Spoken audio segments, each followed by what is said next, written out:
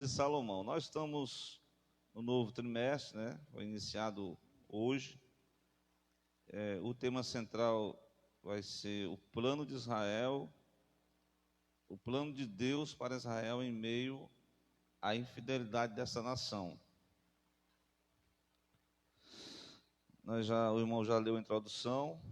O tema é a ascensão de Salomão e a construção do templo, certo? Nós vamos falar sobre esses dois temas aqui, né? Quando Salomão assume e ele... Até na quinta-feira nós falávamos da conspiração de um dos filhos de Davi, que foi Absalão, mas teve outro filho dele que tentou também tomar o reino na força, né? Mas Deus já tinha falado com Davi, que Davi tinha muitos filhos, né? E certamente Deus mostrou o indicado por ele, que foi Salomão, né? Então, inicialmente, nós vamos tratar sobre a sabedoria de Salomão. Está aí alguns versículos, 1 Reis, capítulo 3, versículo de número 5. Vocês já devem sinalizar que é aquele versículo que Deus falou para Salomão, né? Pede o que queres que eu te dê. Aí Salomão, no sonho, revelou já ser uma pessoa virtuosa, né? Porque ele não pediu conforme os pedidos dos homens, né? Que seriam riquezas, conquistas e tudo mais. O pedido de Salomão, ele é de acordo com aquilo que Deus, através, né, da palavra, diz assim: buscar em primeiro lugar o reino de Deus e as demais coisas vos serão acrescentadas. Foi dessa forma que Salomão pediu. O que foi que ele pediu a Deus? Exatamente, para fazer um procedimento, né, uma nação grande, e ele precisava orientação divina, né, para como tratar, como entrar, como sair. Então, o primeiro tópico, se você está acompanhando na sua revista ou na sua revista online aí, que antes mesmo de receber a sabedoria como um dom divino, Salomão já se apresentava algumas características virtuosas, né? É tanto que ele se sentiu pequeno para dirigir aquele povo, sentiu o peso da responsabilidade, então ele não pediu nada além do que a sabedoria. E aí, por consequência, assim, na sequência dos assuntos, Deus diz assim: como você não pediste a vida dos seus inimigos, você não pediu a glória, eu vou te dar toda a sabedoria. E aí, além da sabedoria, Deus ainda acrescentou tudo isso, toda a glória. Foi um dos reinos mais poderosos de Israel, né? Foi o maior.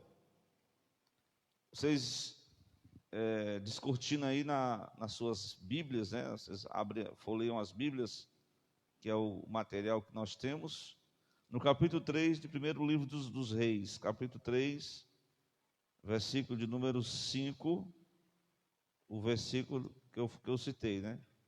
Deus apareceu, né, em Gibeão, o Senhor apareceu a Salomão de noite, em sonhos, e disse-lhe: pede o que queres que eu te dê. Então, lá no versículo de número 11, do capítulo 3, porquanto pediste essa coisa e não pediste para ti riquezas, nem pedistes a vida dos seus inimigos, mas pediste para ti entendimento, para ouvir causas de juízo. Eis que fiz segundo as tuas palavras, eis que te dei um coração tão sábio e entendido, que antes de ti igual não houve, e depois de ti não se levantará. Então aqui está essa mensagem, né, que Deus falou para Salomão, que ele iria ser um reino próspero, um reino que realmente superou até o próprio pai, né? Mas se bem que cada um tem a sua importância, ninguém pode desvalorizar um em detrimento ao outro.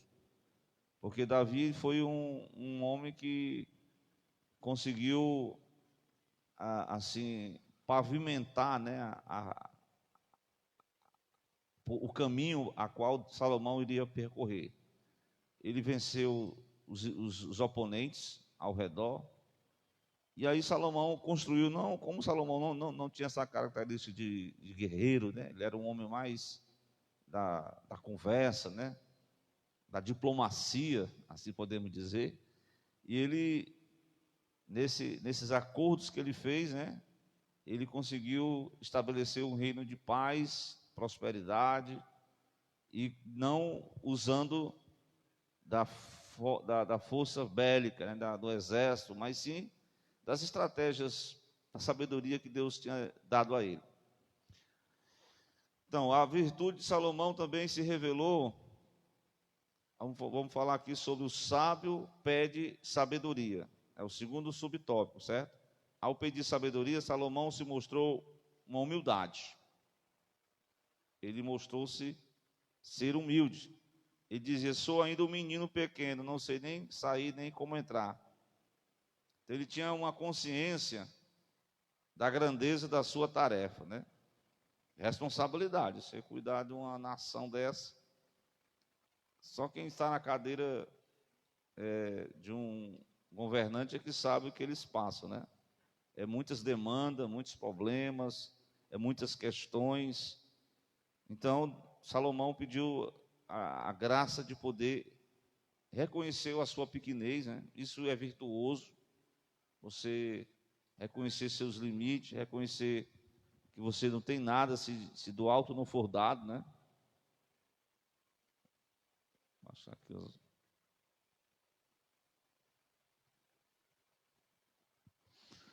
Então, dando sequência aqui, ter consciência da grandeza da sua tarefa.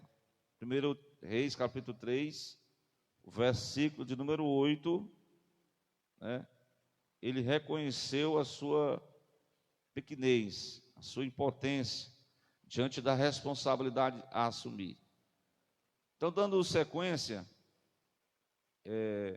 uma questão que eu achei muito interessante, eu até anotei aqui: ele não permitiu que a imponência do seu reinado lhe conduzisse à prepotência, né? Porque quando as pessoas chegam, o irmão falou aqui, mas são 3 coisas que são tentadoras para todos os seres humanos: é a luxúria, né, o prazer, o poder e é a grana.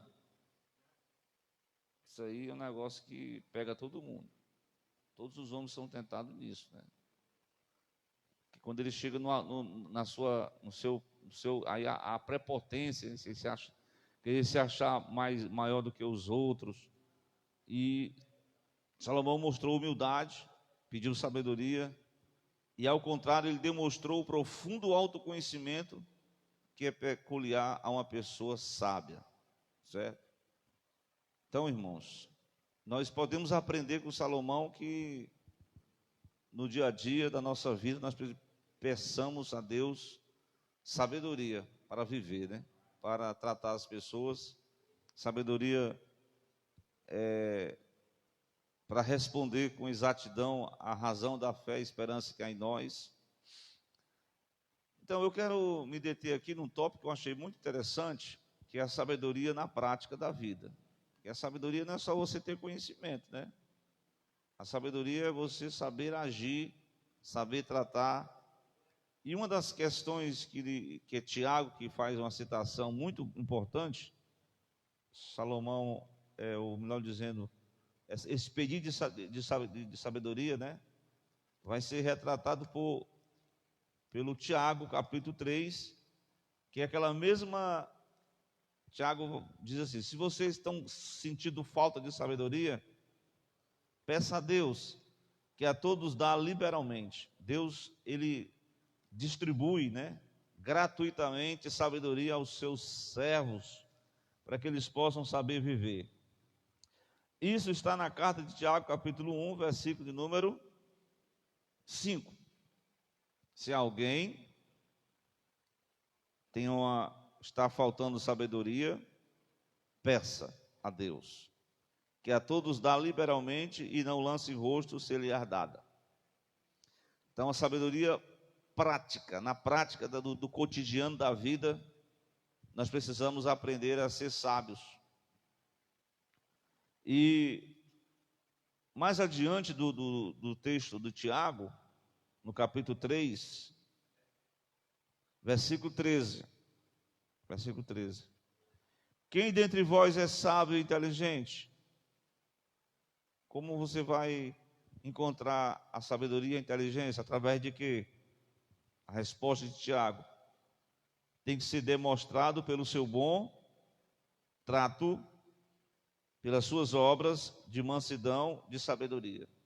Então, se uma pessoa se demonstra sábio e inteligente, mas trata mal as pessoas, as suas obras não são obras em mansidão de sabedoria, isso não é revelado, é demonstrado a sabedoria divina. Olha o que a sabedoria divina vai fazer. Note aí no versículo de número 14. Mas, se vocês têm inveja, amarga inveja, não é verdade? Amarga inveja, sentimento faccioso, né? Essa palavra faccioso é partidarismo. E o que mais? No coração, não vos glorieis, nem mintais contra a verdade. Se nós permanecermos com esses sentimentos aqui, certamente isso não vai trazer a sabedoria. Obrigado, irmão. Aí no versículo 15 ele vai dizer, essa não é a sabedoria que vem do alto. Não vem de Deus, não. Mas ela é três coisas aí. É uma sabedoria terrena, animal e, por último, diabólica. Então tem pessoas que altamente gabaritadas, né? Mas usam a sua inteligência, a sua sabedoria para fazer coisa ruim uns com os outros. Então essa sabedoria aí não vem do alto. Ela é terrena, ela é animal, ela é diabólica. Mas veja bem, porque onde há, o versículo 16, porque onde há inveja e espírito faccioso, o que existe na vida dessas pessoas? Perturbação, toda obra perversa. Mas aqui nós vamos dar o resumo, no versículo 17, o Tiago vai dar o resumo do como é demonstrado a sabedoria na prática. É o tópico que nós estamos revendo aqui, lendo aqui na revista, o tópico 3. A sabedoria na prática de vida. Como é que ela é na prática de vida? Está lá no versículo 17, do capítulo 3. Primeiramente, ela é pura, né? Segundo, ela é pacífica, né? Essa questão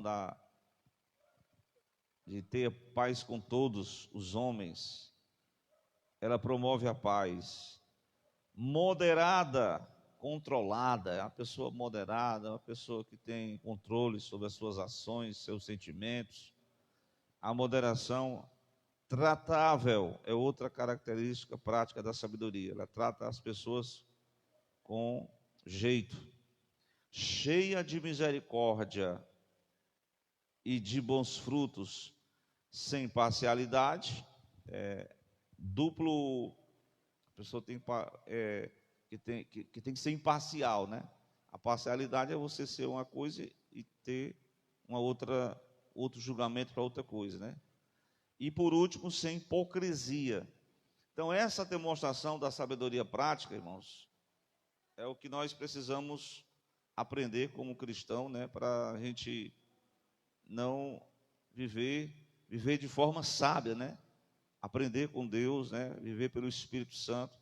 Então, a sabedoria na prática, segundo o dizer de Tiago, é isso aí, esses versículos que nós citamos aí, né? A pureza, ser pacífico, ser moderado, ser tratável, ter bons frutos, sem parcialidade e sem hipocrisia. Então, aqui no tópico 1, nós podemos ver que Salomão, diante da responsabilidade que ele recebeu, ele pediu a Deus sabedoria e Deus lhe deu. Irmão, o irmão até falou aqui sobre a questão da liderança. Salomão, ele iniciou muito bem no decorrer da sua vida, né? Ele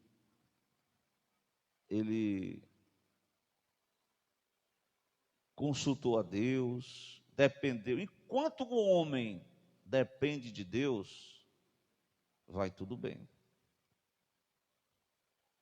né? Enquanto ele estava nessa dependência, quando ele estava ainda orando, né? Só que nós vamos observar aqui, o tópico 2, que o 1 Reis, capítulo 1, né? Foi ali quando Salomão foi ungido por um profeta e por um sacerdote, né?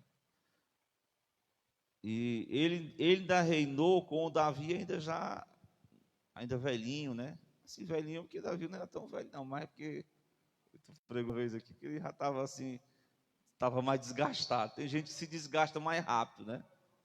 Tem gente que se desgasta mais rápido. Ele muitas noites sem dormir, muita luta, muita tribulação, muita pressão, ele se desgastou mais rápido.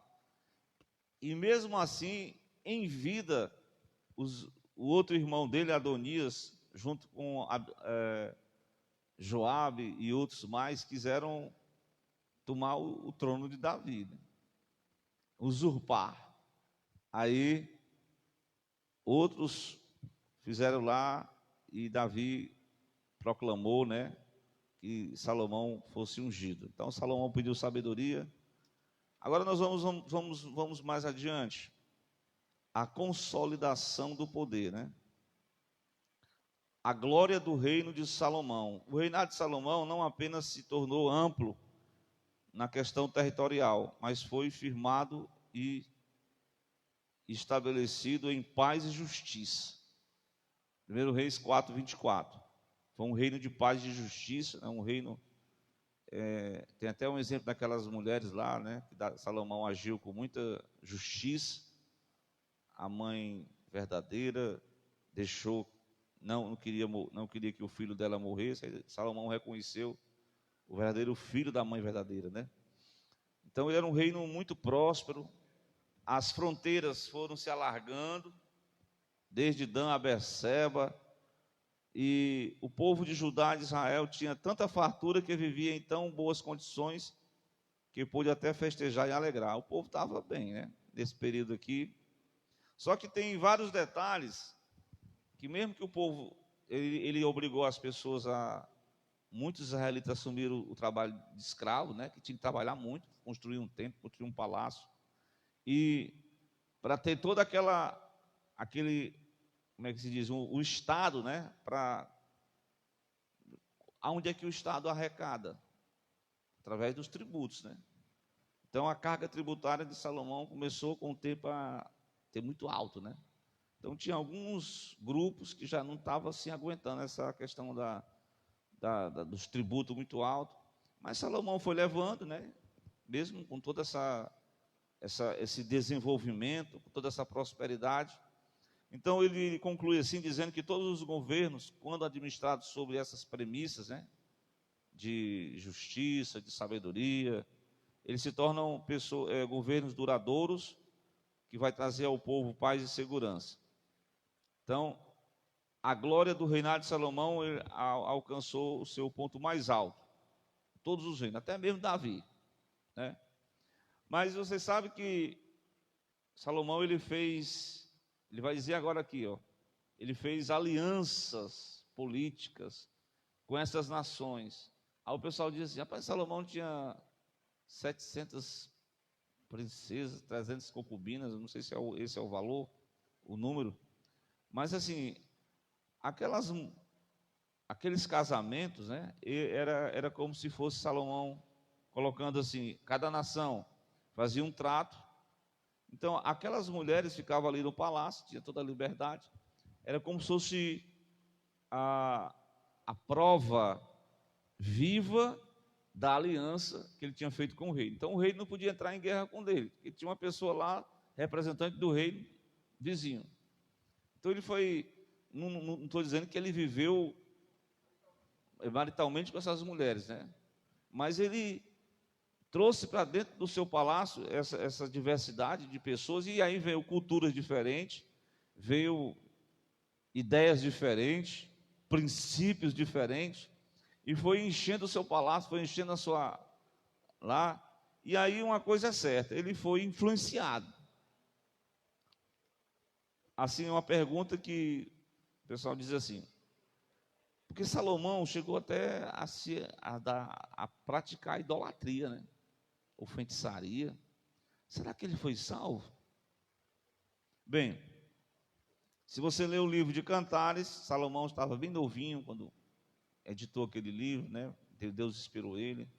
Aí na sua maturidade ele escreveu sobre a sabedoria em prática, que foi o livro de Provérbios. Você pode ler 31 capítulos, a sabedoria para todas as áreas da sua vida, né? Até para você comprar, vender, trabalhar, tratar o filho, tratar a mulher. Ele escreveu Provérbios, é uma riqueza. E no final da sua carreira, já na sua velhice, ele vai dizer assim, olha, tudo que eu experimentei, tudo que eu vivi, tudo que eu pratiquei, eu quero deixar uma lição de vida para todos vocês. E no final ele vai dizer que no capítulo 12, ele diz, lembra-te do teu Criador, nos dias da tua juventude, antes que venham os maus dias, nas quais você não vai ter mais contentamento. Aí ele vai descrever o envelhecimento do corpo humano, né? Os dentes, os cabelos vão ficando brancos, né? A mobilidade física, até que culmina com a morte. E o pó volte ao pó que o era. Aí ele diz, de tudo que eu experimentei, eu cheguei à seguinte conclusão. É um livro filosófico, viu? É um livro que mostra o propósito da vida, né? A conclusão é, teme a Deus e guarda os seus mandamentos, porque esse é o dever de todo ser humano. Porque Deus vai trazer juízo sobre toda a terra. Então,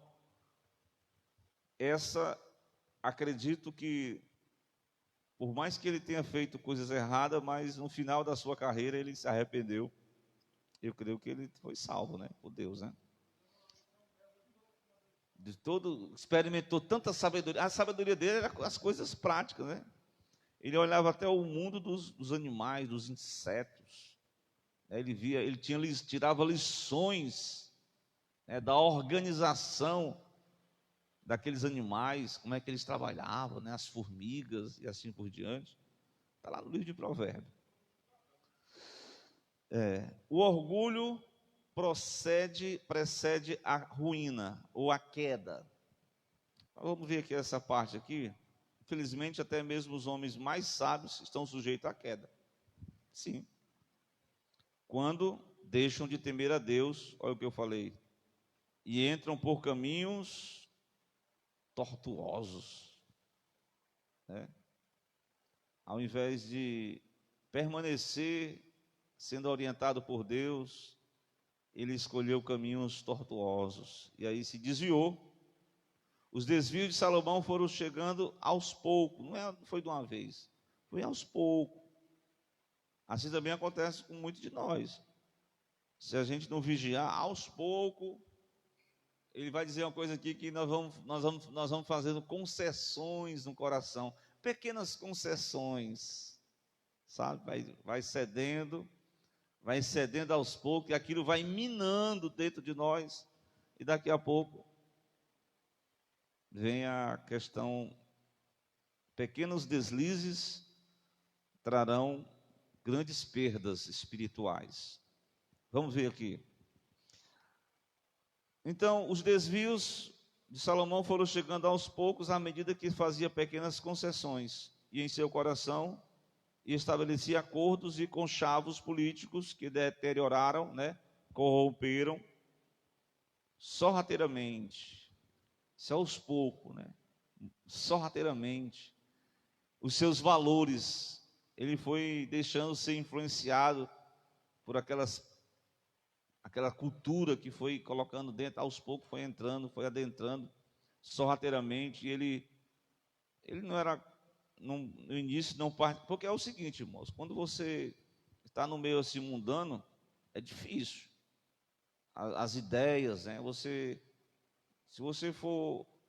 Para você, o maior segredo para manter-se firme é você. Não é fácil, não, mas é você perseverar em Deus, né? Depender de Deus, porque as influências são muito grandes, viu? As influências mundanas, as influências dos pensamentos, as influências ideológicas, e as pessoas vão. É aquela história de tanto semear, de tanto proclamar mentira, a mentira acaba se tornando verdade.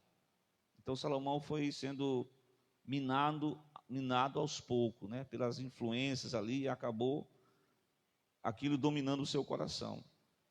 Olha aí. A gente pode ler no primeiro livro dos Reis, para a gente observar os irmãos que estão com as suas Bíblias. Primeiro livro dos Reis, capítulo de número 11, versículos 1 e o versículo 2. Que diz assim: o rei Salomão amou muitas mulheres estranhas, e isso além da filha de Faraó, moabitas também, amonitas, edomitas, sidônias e etéias, das nações. Ele teve que fazer essas concessões, das nações que o Senhor tinha dito aos filhos de Israel, que eles não pudessem se misturar com elas, não entrareis a elas, e a elas não entrarão em vós, de outra maneira perverterão o vosso coração, para seguir os seus deuses. A essas se uniu Salomão com amor. É assim? Os versículos 4 em diante dizem o quê? Porque sucedeu que no tempo da velhice Salomão, suas mulheres lhe perverteram o coração para seguir outros deuses, e o seu coração não era perfeito para com o Senhor, seu Deus, como o coração de Davi, seu pai. Versículo 5. Porque Salomão andou em seguimento de Astarote, olha aí, deusa dos sidônios, em seguimento de Milcom, a abominação dos amonitas. Assim fez Salomão o que era mal aos olhos de Deus, e não perseverou em seguir a Deus, ao Senhor, como Davi seu pai.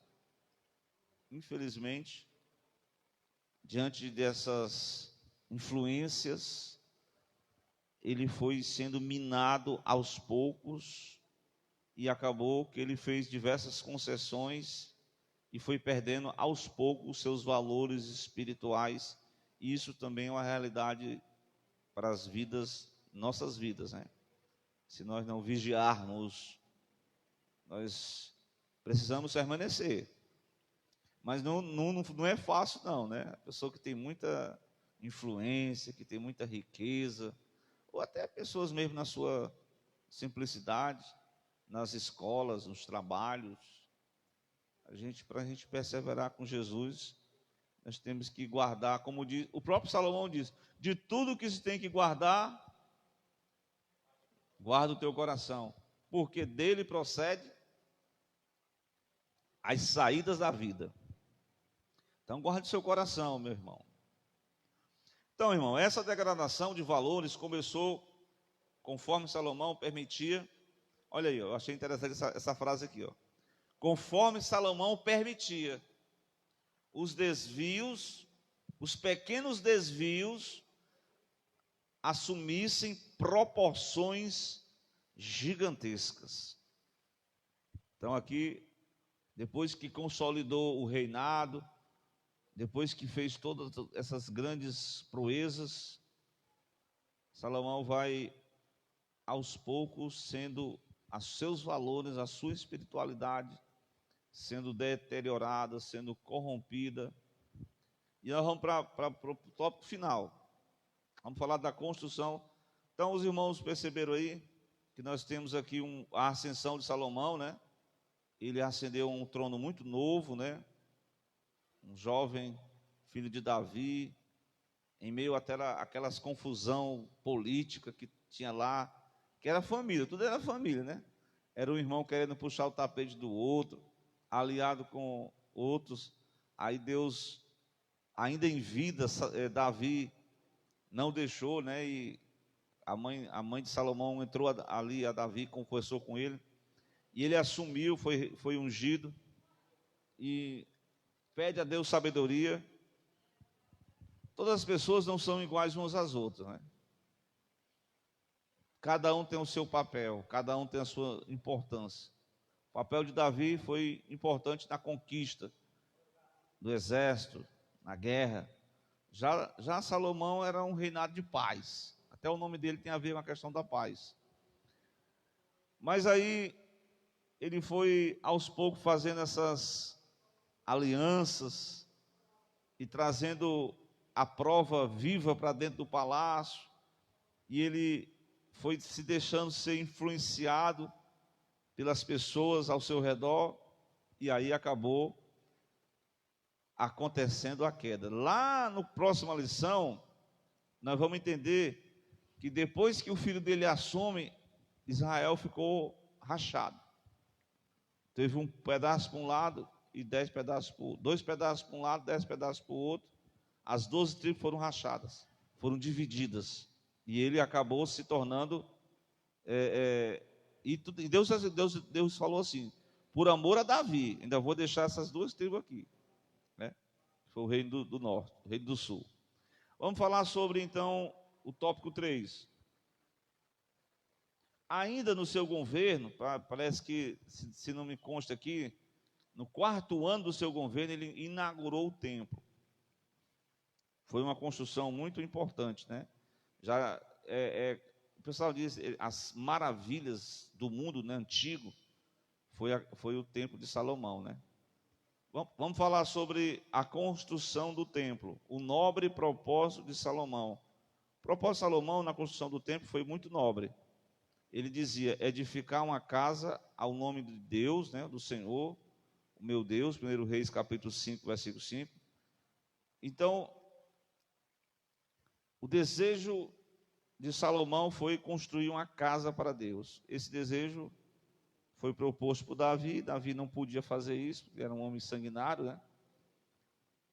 Mas Deus deu a oportunidade para Salomão. Salomão fez... os fenícios trouxeram madeira, ele foi trazendo, foi comercializando, e foi abrindo as portas. O terreno já estava pronto, né? Que é a ilha de Araúna, que Davi tinha comprado. E ali foi construído o templo. Nisso se percebe que havia pureza no coração do rei sábio, né, de Israel, nos seus primeiros anos do seu reinado. Na construção do templo foram empregados diversos materiais de valor, altíssimo valor. Aí ele vai falar do cedro, do Líbano e muito ouro, né? Eu até lendo esse texto, quando a gestão já pós-cativeiro, né? Acho que é Zorobabel, a turma lá toda aí, quando o pessoal viram que o templo construído, aí tinha uns pessoal já de idade, aí tinha uns pessoal mais novo. Aí os pessoal mais novo começaram a chorar, ou melhor dizendo, os mais novos se alegraram, porque o segundo templo tinha sido construído. Já os mais velhos ficaram tristes, né? Aí já Ageu disse, não fique preocupado, porque no primeiro templo foi muita riqueza, né? Tinha um local lá que era coberto de ouro. E no segundo templo era bem simples. Aí o Ageu disse, a minha é a prata, meu é o ouro. A glória do segundo templo vai ser maior do que a do primeiro. Mas a glória do primeiro templo aqui de Salomão foi tremendo, irmãos. A chamada Shekinah, né? Agora vocês sabem por que a glória do segundo templo é maior do que a glória do primeiro templo, né? Não sabe? Porque veio a Shekinah no primeiro templo. E no segundo templo veio o quê? Que a glória foi maior. Quem foi que veio para o segundo templo? Pegou um azorrague, começou a expulsar os cambistas e diz, a minha casa é chamada casa de oração. Quem é este homem? É o próprio Cristo. É como o João disse, Deus se tabernacularizou-se entre os homens. Armou a sua tenda, veio em carne humana, veio pessoalmente, o Cristo, ao templo, que foi o segundo templo, que passou por reformas, mas foi o segundo templo, né? Que foi toda A glória foi maior, né? A glória do ministério de Jesus, né? Então, nós prosseguindo aqui nessa mensagem, o nobre propósito de Salomão, né? Ele conseguiu todo, uma coisa interessante aqui, 1 Reis capítulo 6, versículo 20 ao 22. Todo o templo foi revestido, as paredes, né? Revestido de ouro. O lugar santíssimo teve as paredes, o teto e o piso revestido de ouro puro. Então, viram aí, né? Como eu falei, minha é a prata, meu ouro, no segundo templo. No primeiro templo era todo revestido de ouro, né? Isso foi uma demonstração do amor que Salomão tinha para com o seu Deus, né? O Deus de seu pai. E eu achei interessante, não sei se vocês lembram, eu falo Deus de seu pai, porque o segredo de Davi diz, olha, Salomão, você vai ter um reino próximo, mas ele diz uma coisa, conhece o Deus de teu pai. Conhece o Deus de teu pai. Então, conhecer o Deus de seu pai era porque Davi se criou num ambiente bem simples, era pastor de ovelha, não tinha muita regalia, e ali ele foi crescendo, conhecendo o bom pastor, que ele salmodiou no Salmo 23, e ele enfrentou guerras, inimigos, e ele teve conhecimento. Irmão, homens valorosos, eles são forjados em tempos difíceis. Quando a pessoa nasce no berço de ouro, o dinheiro da faculdade já está na conta, e ele não tem nenhum aperreio, ele não vai nem mais orar, né? Mas se bem que quando ele começou, ele mostrou humildade. Mas o desenvolvimento, porque o conhecer a Deus é só o início, né? A ponta do iceberg, né? Você vai ter que ir conhecendo aos poucos. E o Deus é infinito. Então você vai sempre dependendo dele, porque os conhecimentos mundanos, eles tentam influenciar, né? Como Paulo diz, né? Que ele era um combate, a luta para que o domínio de Satanás é dominar as mentes das pessoas, com os seus enganos, com as suas mentiras. E o homem de Deus tem que permanecer na verdade de Cristo, né? Então, conhecer o Deus de seu pai, né? Conhecer o Deus de Israel, o Deus da aliança. Então, Salomão inicialmente desenvolveu, foi procurando, pedindo sabedoria, foi desenvolvendo, foi desenrolando, e demonstrou isso na construção do templo, valorizando, né? Valorizando a Deus, né? Como que atraindo, chamando Deus para habitar naquele templo, naquela morada, né? Certo que Deus não habita em templos feitos por mãos humanas, né? Como o próprio Davi dizia. Mas era um local que eles tinham como devoção, como adoração a Deus, né? Então, Salomão quis demonstrar o seu imenso amor a Deus, dedicando-lhe uma morada do Altíssimo, qualidade e excelência. Essa frase eu achei muito importante, que você dar a Deus o melhor, né? Glória a Deus. Vamos lá para o segundo subtópico, o templo do Espírito Santo.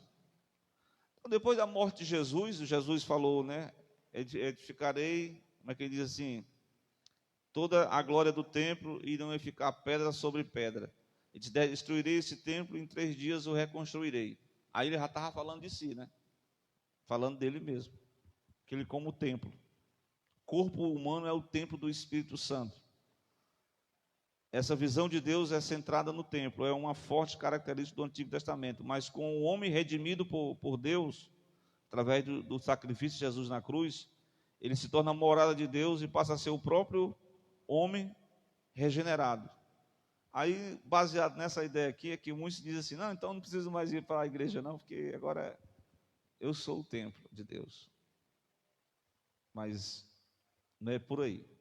Por você ser o templo de Deus, aonde você está, entra no teu quarto, fecha a tua porta, ora o teu Pai em secreto, o Espírito Santo habitando em você. Mas você precisa estar no templo, assim, unido, reunido, congregando. Isso também é bíblico. Então, é nesse lugar que deve haver riqueza e beleza, no caso do templo, que somos nós. Paulo diz que nós somos comprados por bom preço, né? Glorificai, não sabeis vós que o vosso corpo, o vosso espírito são o templo de Deus e morada do Espírito Santo? Então, o ser humano passa a ser o templo de Deus, nessa nova aliança, nesse novo recomeço, através do sacrifício de Jesus, o templo do Espírito Santo. Então, por último, vamos falar da glória de Deus no templo, né? O texto da lição, se vocês, capítulo 6, né? Olha aí, ele vai dizer que no ano 480, depois da saída dos filhos de Israel, depois do êxodo, né? Depois do êxodo, 480 anos, o templo foi fundado. Aí Salomão começou a edificar a casa do Senhor. Então veio a palavra do Senhor a Salomão dizendo: quanto a esta casa que tu edificas, olha aí, as condições, se andares nos meus estatutos, que mais? Fizeres os meus juízos, guardares todos os meus mandamentos, andando neles, confirmarei para contigo a minha palavra, a qual falei a Davi seu pai. E habitarei no meio dos filhos de Israel, e não desampararei o meu povo de Israel. Daqui Deus teceu aqui promessas, também compromissos, né? Ele devia ter um compromisso com Deus, com a sua palavra, e Deus não iria abandonar o seu povo. Então a glória de Deus se manifestou no templo, irmão, no momento em que foi inaugurado, foi tremendo. Aqui ele vai dizer assim, ó, que a glória de Deus se manifestou no templo depois do pronto, depois que foi edificado, né? A primeira, em duas ocasiões especiais. A primeira, quando a arca de Deus foi levada para um lugar santíssimo.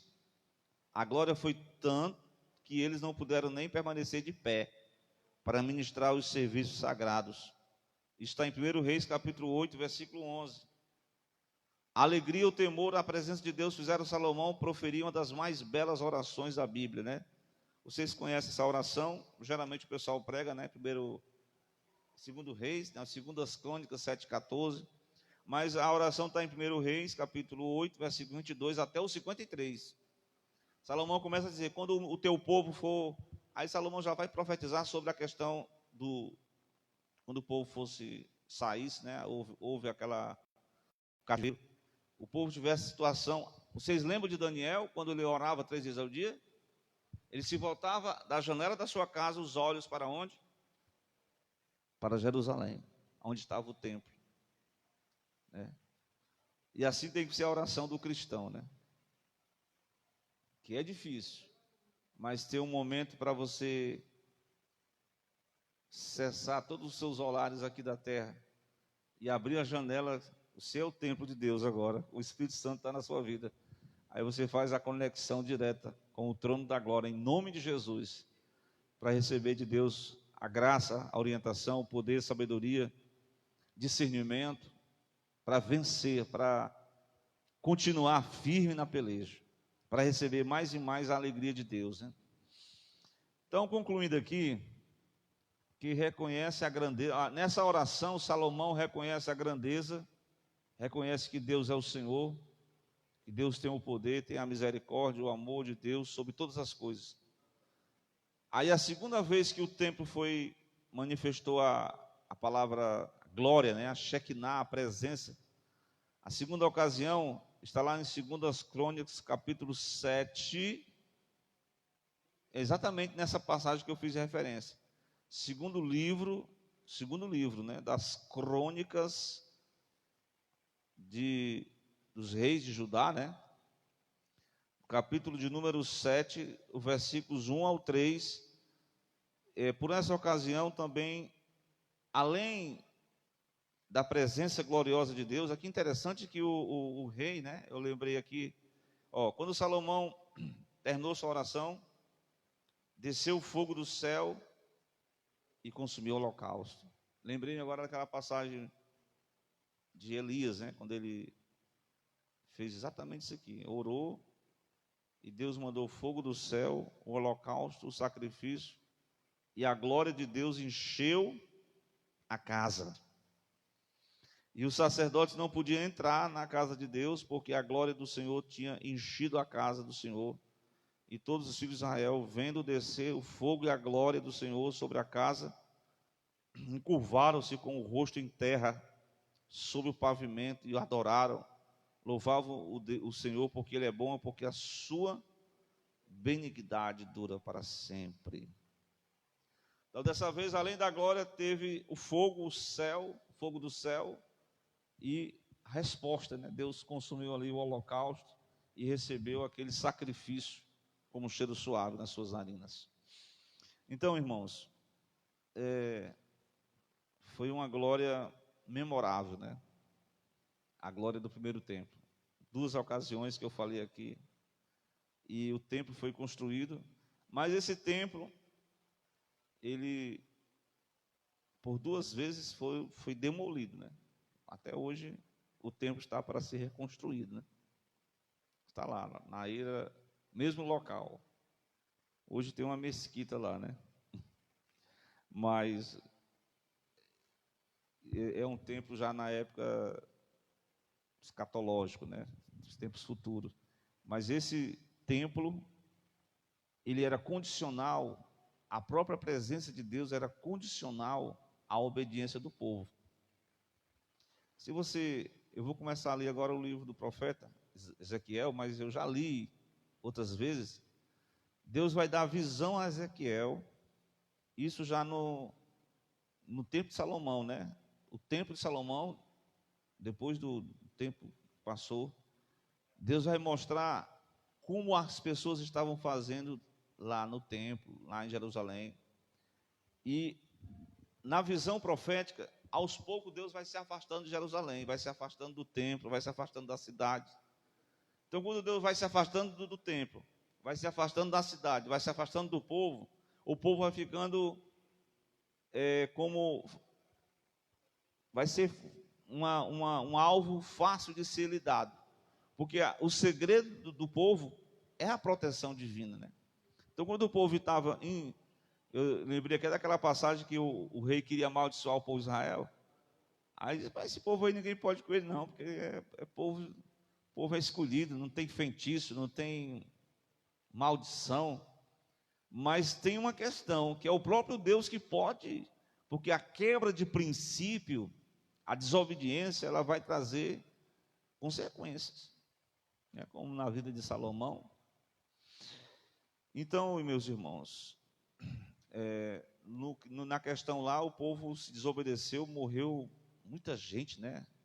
Foi uma praga lá, 23 mil pessoas, que o povo, assim, ao invés de permanecer, aí vieram a turma lá dos moabitas, fizeram uma festa lá, convidaram os israelitas foram para a festa, dançaram e se prostituíram, e foi verdadeiramente, foi uma situação que trouxe a desobediência a Deus, né? Então, o próprio Deus que deixou que o povo, né? A desobediência tem o seu preço. Salomão experimentou esse preço.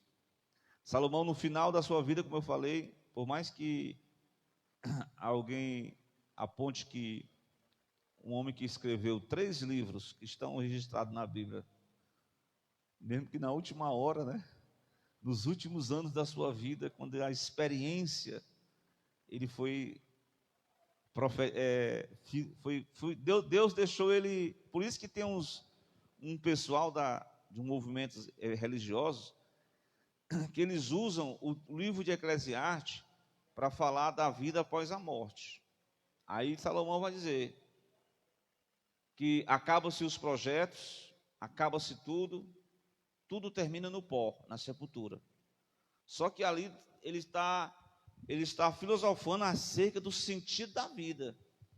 O sermão como um todo, você não pode pegar partes dele para trazer uma verdade. Não sei se vocês estão entendendo. Porque na conclusão é que ele vai dizer, eu temer a Deus, guardar os seus mandamentos, né?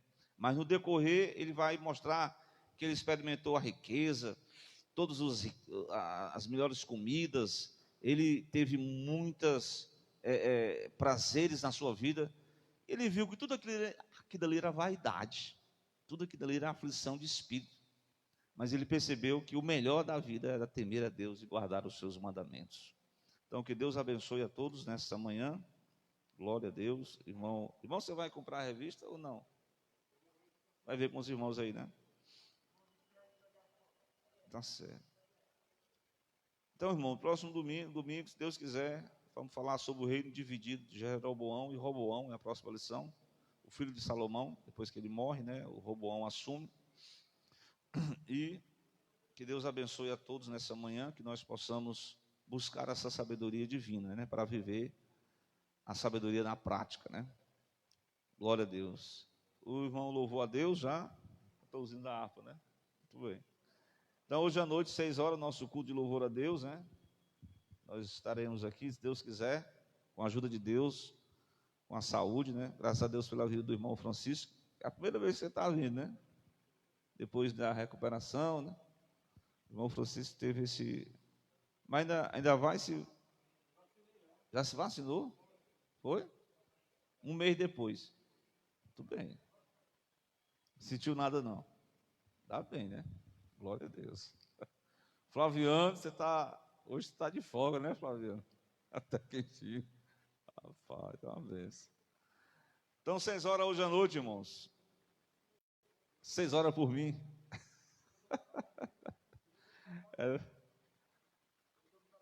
Hoje está trabalhando, né? Porque exatamente, você folgou o sábado para domingo, agora vai trabalhar de domingo para segunda, né? Então, Deus abençoe os nossos irmãos, né? A irmã Leônia veio quinta-feira, o irmão está vindo hoje, né? Os irmãos que se foram, passaram ali pela questão do hospital, né? E graças a Deus se recuperaram, né? Amém. Então,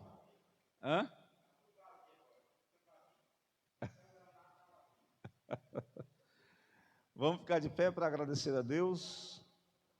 Glória a Deus. Venham aqui orar, vamos orar aqui, convidar aqui o nosso irmão presbítero Misael para fazer